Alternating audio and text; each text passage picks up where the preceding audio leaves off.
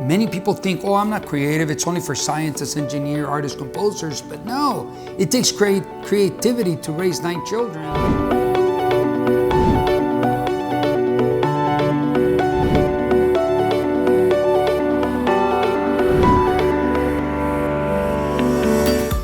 Hi, welcome to my YouTube channel. My name is Frank Iñiguez. I am the ambassador of reading, and today's topic is creativity. Now, in many of the books that I have read, they talk about creativity, and it has been misinterpreted, or I don't know how you want to say it, but it hasn't been given the proper terms or definitions or understanding of what creativity is. Creativity has been used for scientists, engineers, artists, writers, composers, but the way I want to put it together here for our channel says that I'm going to share a few stories, and then you take creativity for you, and hopefully it makes sense for you, and you take off with creativity, because I think everyone's creative, however, some more than others. Let me start off with my first story is my mom. My mom, man, if I had to do a video on my mom alone, sometimes she had 9 kids. She had to be very creative to be able to feed us all and give us clothing and shoes and have a place to sleep. 9 kids, man. How many kids do you have? And how do you find it, easy or hard? I mean, I have 3, and my wife's a teacher. I'm a teacher. We're professionals. We make fairly good money. And, well, I'm no longer a teacher, neither is she, but we were. And we find it like, wow, 3 kids. It's a challenge. Her, 9 kids. How did she do it? She was very creative, very creative. I'm going to share one story. I remember we were going to junior high school, my brothers and I, in particular my brother Raul and we went up to my mother and said, hey, Mom, we need Nikes because everybody's wearing Nikes. We're wearing shoes that don't have the label or no label at all. We would like to have some Nikes. And she goes, oh, you want some Nikes? And we're like, yeah, we want Nikes. She says, okay, well, go in and take a shower and tell me when you're ready. And my brother and I looked at each other like, really? We're going to get Nikes? What the? No way. So we go in the shower. She goes, oh, and wear a nice shirt. Wear a nice white shirt. If you have one, put on a nice white shirt. Comb your hair. And we're like, all that for Nikes? We're like, okay. And she went to the store and she got the stuff ready to make tamales. And when we were ready to go, we told her, we're ready. She says, okay, get in the car. And she put in her pot of tamales and she says, okay, let's go. And she drove a few minutes down the street and she says, here's the tamales. Go knock on the door and sell them. You know what she was doing? And she did us a big favor. Now my brother is my business partner. And she taught us how to fish. Instead of giving us one fish, she gave us a whole fishing pole. We were so upset. I know that I went at my brother, see what you get for asking for Nikes? I don't understand you. And he went at it with me. And we were both upset. We didn't want to do it. She goes, hurry up. You want some Nikes? She goes, you hold one side and you hold the other side. So my brother was holding that side of the pot and I was holding this side of the pot. And we walk up to the first door and neither one of us wanted to knock. You knock. No, you knock. No, oh my God, who's going to answer? We were afraid maybe that beautiful girl was going to answer. Finally, I don't know, one of us had the nerve and we knock and a lady comes out and she says, yes, can I help you? And we said, would you like to buy some tamales? And she goes, oh, tamales? What flavor? And she's like, let me taste one. She says, okay, I'll have a couple of dozen. And we're like, okay. And before we knew it, it was so easy for us to sell the whole pot. It was unbelievable. We did it in under an hour. We had a wad of money this big. It was huge. We were little kids. We couldn't believe it. We were like, oh my God, look at all this money. And my mother, she drove us, we got driven back home and she says, how much are your Nikes? And I remember her giving me my share. She goes, here you go, that's for your Nikes and that's for your Nikes. And this is so you can buy an ice cream. Now you know how to make your money or Nikes or shirts or whatever you want. We were so happy. We're like, okay. But of course, at the beginning, it was kind of tough. That's being creative. Maybe she didn't have the money. She made minimum wage. And let me tell you, that lady, my mom, she got to purchase 5 properties with minimum wage. Now we do recollections. She's passed us. I probably said it in my videos in the past. She's already passed. And now we, as brothers and sisters, we share her stories and we trip out on the way she was. She was very creative. She had 9 kids. All of us had what we needed. Maybe not fancy or anything like that, but we got what we needed.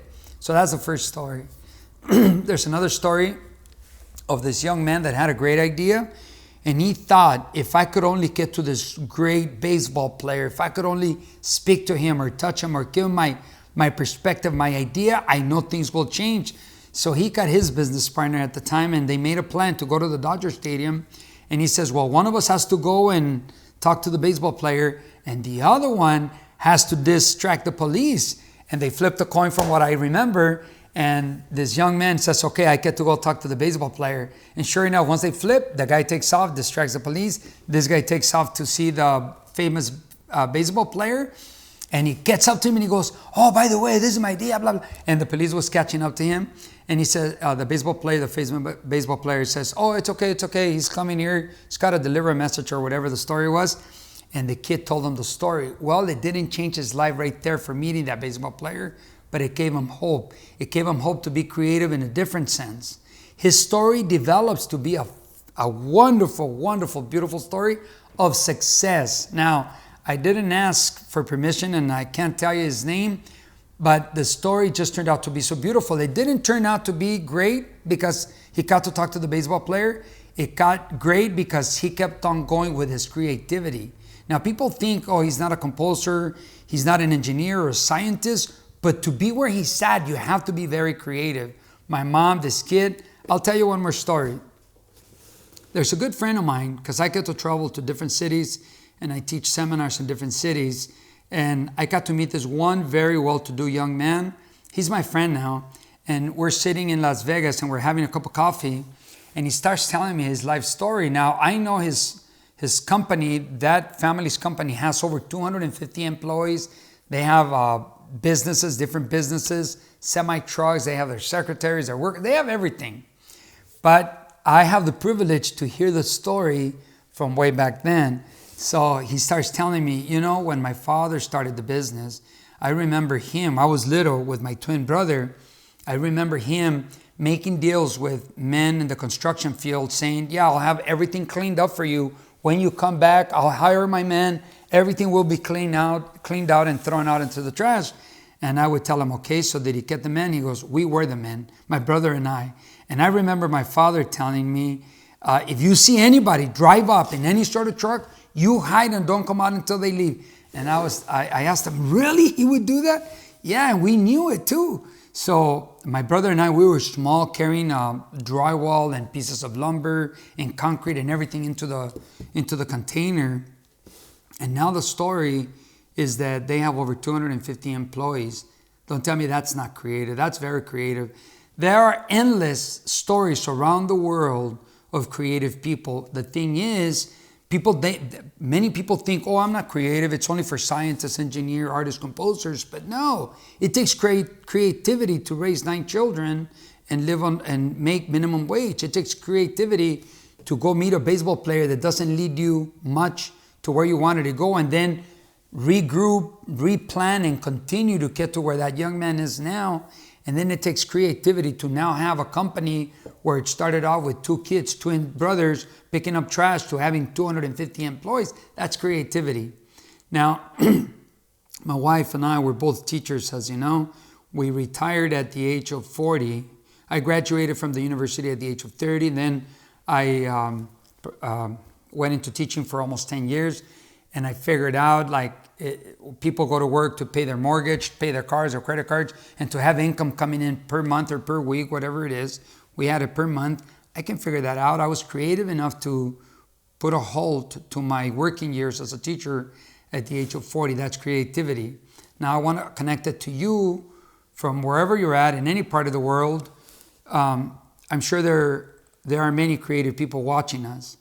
I want to take a short minute to say hello to this one guy that he calls himself Ling Yutang from Cuenca, Ecuador. I'm pretty sure that guy's creative. I just wanted to take a minute to say hello to that guy. He's always watching my videos, all my videos, makes comments. He's been supporting us from the beginning. So hello, Mr. Ling Yutang. Anyway, as a teacher, I would get parents sitting in front of me for parent conferences, and I could only see creativity. They're coming into this beautiful United States, many times illegally with 3 or 4 kids, not having the husband with them, paying for the rent, paying for food, paying for clothing. That's creativity. It takes creativity to make things happen. There's this couple that came out in the news a while back. It came out in the newspaper and the news on TV about this couple that wanted to send their kid to the university. They didn't have the money. They didn't tell the kid, we don't have the money. They said, yeah, we can send you to the university. Don't you worry about it. And they did it by recycling cardboard and aluminum in bottles. And now that's a beautiful creative story. How are you creative? I'm sure that you have more than one. I'm sure you have a few or a lot of stories of you being creative. How did you go from point A to point B of where you're at today? Think about it. So it's not just for scientists, engineers, artists, or writers. It's for anybody that can come up with a good idea to live a better life, to enjoy life, to get to where you want to be, like that young man or that man in Vegas or my mom or anything. I don't know. Anyway, creativity is not for the selected few. It's for anybody that has a great idea with a purpose, with a lot of love, that really wants to see it through. Can you get creative to get there? That's what creativity is. Very well, we're going to leave it at that. Till next time, your friend, the Ambassador of Reading, wishing you well today and always, knowing that you will find and get what you are looking for. Thank you for watching our channel, and congratulations for making it here, where we give information that benefits the individual that's watching and their loved ones. I invite you to subscribe and be part of our channel, set the notifications, and watch the new videos. Thank you and welcome.